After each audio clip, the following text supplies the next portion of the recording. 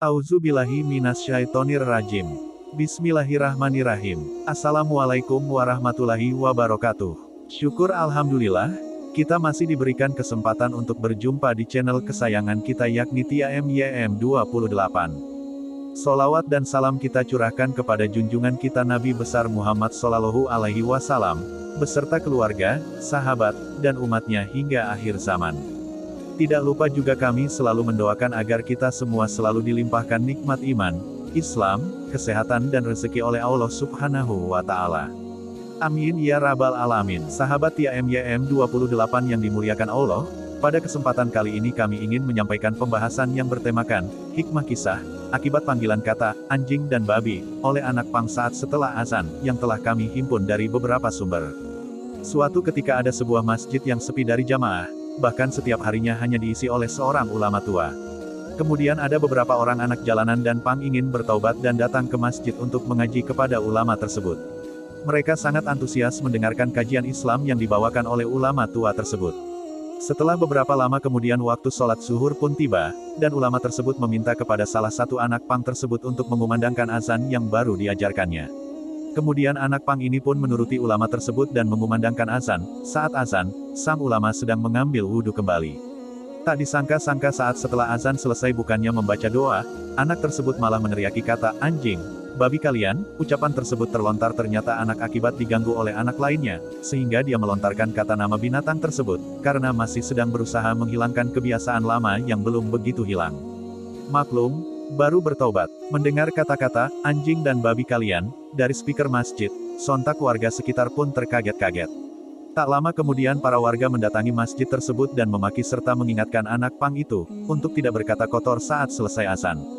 Mereka pun tak habis-habisnya mencaci maki dan bahkan ingin mengusir anak jalanan dan anak pang tersebut dari masjid agar tak datang lagi untuk belajar di masjid.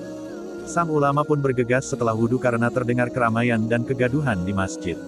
Saat ulama masuk ke dalam masjid terheran mengapa banyak sekali warga yang datang ke masjid, bahkan terkaget lagi dengan perkataan anak pang tersebut yang melontarkan jawaban atas cacian dari warga. Anak pang tersebut menjawab, siapa yang sebenarnya gila dan kurang ajar? Kalian atau saya? Saat dipanggil Allah melalui kumandang azan di waktu sholat tiba, tidak ada satupun dari kalian yang datang ke masjid.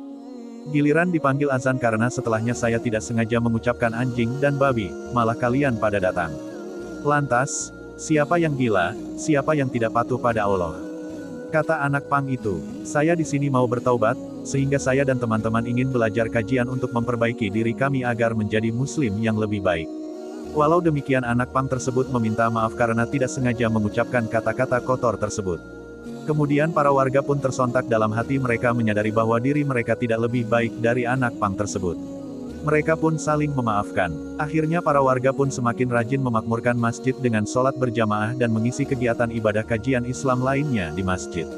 Azan merupakan salah satu panggilan Allah dan Rasul-Nya untuk melaksanakan ibadah sholat. Sebagaimana Allah berfirman dalam Quran Surah At-Taubah ayat 3 yang artinya, dan ini adalah seruan dari Allah dan Rasul-Nya kepada umat manusia. Dari kisah tersebut membuat umat Islam untuk segera berkaca diri. Ketika dipanggil azan bergegas untuk mengambil air wudhu lalu ke masjid atau tempat sholat terdekat. Haruskah dipanggil anjing dan babi lewat pengeras suara dulu baru datang ke masjid? Kami harap informasi yang kami sampaikan dapat bermanfaat untuk para sahabat TIAMYM28 yang dimuliakan Allah. Apabila ada kesalahan dalam penyampaian kami mohon maaf atas kehilafan kami serta mohon koreksinya di kolom komentar. Terima kasih. Wassalamualaikum warahmatullahi wabarakatuh.